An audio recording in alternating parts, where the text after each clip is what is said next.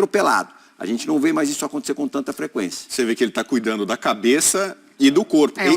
Ele sim é um cara interessado, um profissional, um cara que, além do trabalho que ele faz no clube, ele tenta evoluir e tentar melhorar. Ele pode errar, ele não é... O jogador não é máquina, né? Sim. Ele é um ser humano. Ele pode ter problema físico, pode ter problema mental, mas ele está buscando soluções. É muito mais sobre a preparação, né? Você vê que ele é um cara obstinado, determinado em tentar melhorar, em todos os níveis, né? Então eu acho que é um jogador que, se a gente visse ele jogando no futebol europeu, pelo tipo de jogo dele, ele se encaixaria muito bem em várias equipes.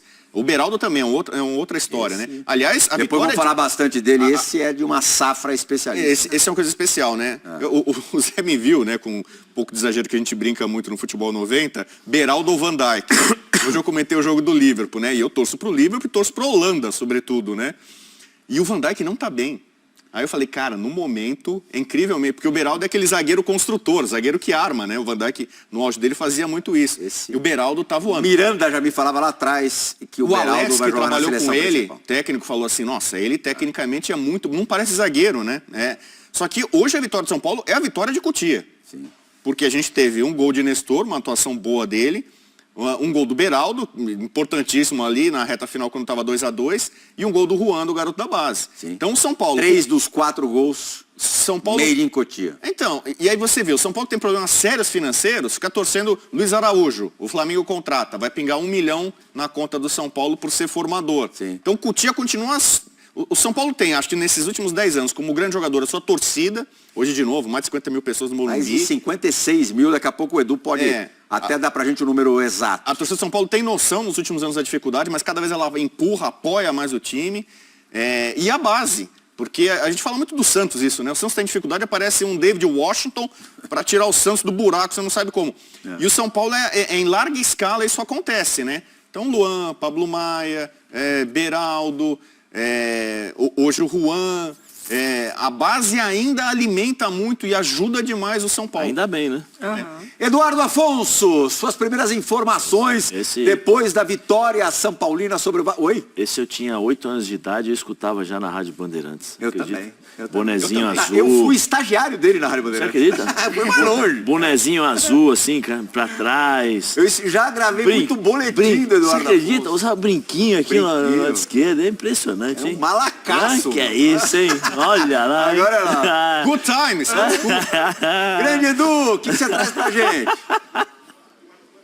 Tudo bem, Plihal? Muito boa noite ao Zé Elias, sempre com essa história. Rodrigo Bueno, Mari, fã de esportes. Vou começar dando público aqui, porque é o maior do futebol brasileiro, maior do campeonato brasileiro, claro, o maior do São Paulo na temporada. 57.399 torcedores acompanharam essa vitória do São Paulo contra o Vasco da Gama por 4-2. E sim, tem que ressaltar, o Vasco também tinha uma grande torcida no espaço a ele destinado, lotado o espaço do Vasco. O torcedor vascaíno veio também apoiar a sua equipe. E um jogo que vocês já resumiram aí, 4-2, Dorival mantém a invencibilidade, agora em 9 partidas, 14 gols marcados, aumentou um pouquinho a média de sofridos, 4, mas ainda é uma média muito boa. São Paulo dá um salto momentâneo para a 7ª colocação no Campeonato Brasileiro com 12 pontos, mas a maratona Plihal não para. Hoje, a informação é que 2 da manhã, de sábado para domingo, São Paulo já inicia a viagem para a Venezuela. Então os jogadores vão jantar aqui no vestiário, vão seguir para o CT, ou jantam lá, e já a turma que vai ser definida pelo Dorival para viajar, já vai para o aeroporto e viaja nessa madrugada para chegar lá no final da noite de domingo, ter a segunda-feira para treinar e jogar terça-feira pela Copa Sul-Americana contra o Puerto Cabello, valendo, quem sabe, numa combinação de resultado, no mínimo, o segundo lugar, a classificação para o play-off contra quem vem da Libertadores.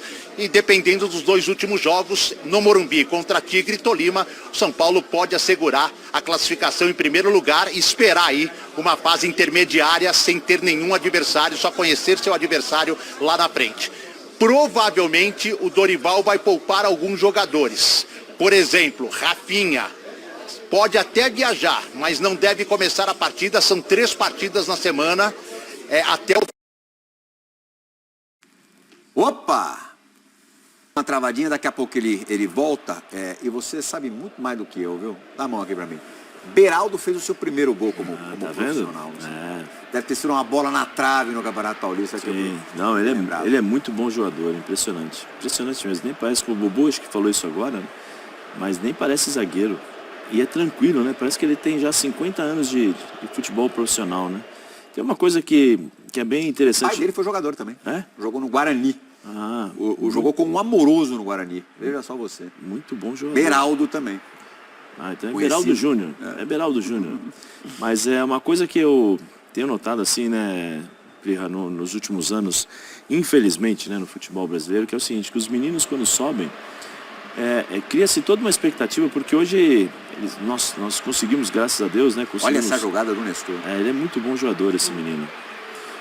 Hoje nós conseguimos assistir esses garotos jogando sub-17, sub-20, né? Em Copa São Paulo, torneios que passam na televisão. Então, quando eles chegam no profissional, você cria a expectativa de que eles possam repetir o que eles estão fazendo nas categorias de base. Mas é um outro mundo, é um outro esporte muitas vezes. Né? A gente fala, mas é futebol. Não, mas é diferente. Existe uma diferença muito grande entre profissional e categoria de base. Né? Então, por isso é importante muito o trabalho que se faz de Cotia. Eu acho que o Visoli voltou, né, para a base, então tem essa questão de integração do futebol da base para o profissional, para quebrar justamente essa barreira. E aí o que acontece? Muitas vezes eu cansei de assistir o Igor Gomes como camisa 10 na base. Sim. Como um cara que fazia jogadas de criação de jogadas, finalização, aquele meia clássico e tal. Ele chega no São Paulo para jogar no profissional, ele joga de lateral, ponta direita, volante. Na época do Diniz ele pegava a bola dentro da área e fazia saída de bola. Né? E as pessoas muitas vezes, os treinadores não respeitam aquilo que eles fazem na base. E aí o menino tem que se adaptar ao profissional, que já é um pouco difícil por conta de ser um mundo diferente, e na posição que ele não está acostumado a jogar. E ao mesmo tempo a expectativa da torcida é que ele seja a solução de tudo. Então tem muitas coisas que acontecem no nosso futebol que muitas vezes não é respeitado. Só que as pessoas não entendem isso e os meninos acabam pagando. Então sempre quando eu vejo um menino na base que dá certo, que consegue jogar, que ele consegue ter uma regularidade e se firmar no profissional, eu sei o quanto é importante para ele, quantas lutas ele travou justamente para poder chegar onde chegou. Então a gente tem que respeitar um pouquinho e entender, né, que muitas vezes um menino de 19, 18 anos não está pronto nem para a vida. Quanto mais para ser um titular e profissional do profissional e ser o salvador da pátria muitas vezes. Nem isso, ele está na formação. Agora eu estou estudando, né, eu tenho que valorizar o peixe. Espera aí, deixa eu terminar de falar, né? Claro. Senão, biomecânica. Biomecânica e tal, mas a nossa maturidade cerebral ela é atingida com 24 anos de idade.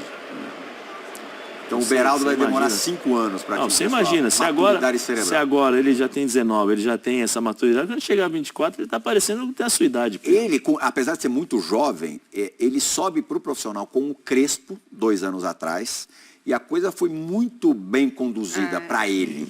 Ele realmente só entrou quando ele estava mais maturado mesmo, mais rodado de treino, entrando um pouquinho nos jogos. Ele entrou chegou no a ser a sexta opção de zagueiro, assim, tinha muita gente na fila. Contra o Palmeiras, ele entra num clássico no Allianz Parque. O São Paulo tá com 9, né? São Paulo termina com 9. E ele sai até tirando uma onda, tal, e demorou um pouco para sair, meio catimbo, com 19 anos. Ele parece não sentir jogo grande. Estádio com quase 60 mil pessoas, ele está ali tranquilo. Eu acho que é muito importante, eu não sei, eu não conheço o pai, não lembro. Mas a experiência do pai é importantíssima para o filho. Provavelmente o pai conversa muito com o filho, preparou muito o filho. Eu vou dizer umas palavras que eu falei para o meu irmão, né? Toda vez eu tenho 6 anos de diferença do Rubinho, então quando eu tinha 16 ele tinha 10, quando eu tinha 22 ele tinha 16 tal. Rubinho para molecada foi goleiro, jogou muitos anos, jogou no Corinthians, jogou muitos anos na Itália, chegou a ser goleiro da Juventus, um dos goleiros da Juventus, num momento importante do clube italiano. E aí quando ele chegou no profissional, né, ele passava de fase, eu falei, tá no Júnior agora, né, calma, fica tranquilo, olha, aprende tal. Quando ele chegou no profissional, eu falei para ele o seguinte, você esquece tudo que você viu até agora e seja uma esponja. Absorva tudo aquilo de conhecimento que você pode absorver no dia a dia, porque você vai conhecer um mundo totalmente diferente, é uma competição muitas vezes que não é sadia, você sabe disso. dentro do vestiário. O vestiário é uma competitividade muito grande, então é o contrato que está valendo. Então, se eu tiver que fazer um gol e não dar a bola para você, eu vou fazer isso. Então, tudo isso que é bem complicado. E eu acho que essa experiência do Beraldo, essa calma, essa tranquilidade, essa maturidade, tenho certeza que é muito pelas conversas que ele teve, ou tem, e vai ter o resto da vida com o pai dele. Porque daqui a pouco, o Bubu fala isso sempre e é verdade, eu também acho isso. Ele vai ficar pouco tempo no Brasil. Esse menino vai ficar pouco tempo no Brasil. E eu acho, viu, Mari, que ele nem vai fazer aquela ponte Ajax ou Porto. Dizem que o Ajax já está de olho nele. Mas eu acho que a bola que ele tem é já para ir diretaço para um gigante. Lembrando que o São Paulo tem 60% dos direitos do Beraldo. Então, para o São Paulo, só vai ser interessante se desfazer desse jogador se for pela multa. Nem sei qual é o valor da multa. Eu sei que o São Paulo está tentando um reajuste com ele nesse instante já, porque daí automaticamente o valor da multa sobe. Mas eu não vejo esse jogador para jogar, mesmo que seja num primeiro momento, num primeiro passo europeu, num clube médio grande. Eu acho que chega para um grandão. Para mais também. Acho que tem futebol, personalidade, característica interessante que agrega time, né? Porque uma qualidade no passe, na saída de bola, que rompe linhas, um jogador jovem que não sente a pressão, eu acho que realmente é difícil a gente encontrar assim, dessa maneira. É um jogador que tem muito futuro. Ele é canhoto ainda, né? Tem alguns técnicos que te procuram. Lembra quando o Jorge Jesus chegou no Flamengo? Ele queria um zagueiro canhoto. Pablo Mari. Lembra o Osório no São Paulo? O Muricy, assim, o cara fala, o zagueiro é canhoto e tal. O Léo, quando estava no São Paulo, era elogiado por isso. Por ser canhoto, ele era atrás esquerdo, veio para a zaga para fazer uma saída de bola já para o lado certo. O Beraldo tem isso também, né? De ser canhoto. Ele faz inversões, passes de longa distância, ele arrisca, não tem medo, né? E o pessoal brinca que ele dá risada mesmo em clássico fora de casa. Ele tem tanta personalidade. E também é uma coisa para pensar, né? Não ser tão autossuficiente. Foi lapidado pelo Alex, pelo nosso Alex, né? E era capitão na base. Aquela cabeça lá. Está nos vendo agora. Está nos assistindo. Beijo e elogiando o Beraldo, como já fez publicamente. E a família, né? E a família. É importante. A família é muito importante nesse mundo que nós vivemos hoje. Fez hoje o 4º gol de São Paulo, né? Juan, isso. Também passou pelas mãos do Alex. Sim. Cabeça, pagar alguma coisa pra gente aqui, Passou né? essa semana em São Paulo. Passou aqui em São Paulo. Eu não me encontrei, fez não matéria, me fez um monte de coisa aí, foi visitar o Palmeiras. Não. Aqui do lado, nem pra pagar um refrigerante aqui na Real, hein? Fez uma imersão no Palmeiras essa semana. Que monte de... Quer dizer... Acho que ele escolheu o lugar certo também pra isso. Tá certo, tá certo. Mas nada impede de pagar um refrigerante pra gente, né, Pirra? Eduardo Afonso, complete, por favor, a sua primeira participação aqui no Sport Center. Bom, André, deixa eu só corrigir uma informação que agora chegou completa. A viagem não é de hoje para amanhã. Esse negócio de viajar de madrugada, as pessoas passam a informação meio truncada. É de domingo para segunda-feira. Então, jogadores vão descansar, provavelmente treinar amanhã à tarde. E aí o Dorival vai definir o elenco que vai levar para a Venezuela para viajar na segunda-feira, 2 da manhã. Uma viagem longa com chegada prevista no final da tarde, início da noite, lá para o jogo contra o Puerto Cabello.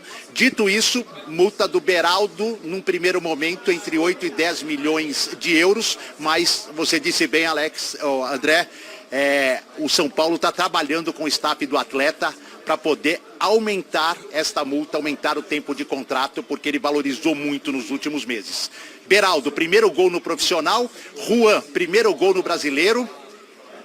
O outro gol do São Paulo, marcado pelo Caleri, 53º, só o Luciano que tem 57, tem mais gols do que ele no elenco. 2 assistências do Wellington Rato, é o resumo desses 4-2 do São Paulo com esse recorde de público aqui no Morumbi. Daqui a pouco eu chamo aqui na Zona Mista. Muito obrigado, Edi. Daqui a pouco também a gente vai ter a entrevista coletiva do Dorival Júnior. Lembrando o fã do esporte que na terça-feira, às 21h30, você vai poder acompanhar aqui na ESPN Puerto Cabello e São Paulo. São Paulo tentando já resolver a fatura aí na Copa Sul-Americana, se classificando para as oitavas de final. Lembrando que só se classifica direto o primeiro colocado. O segundo colocado disputa ainda um play-off com algum time que virá da Copa. Bem-vindos ao canal oficial do São Paulo Futebol Clube, mais conhecido como São Paulo. Aqui você encontrará tudo o que precisa saber sobre o tricolor paulista, desde entrevistas, notícias exclusivas e muito mais.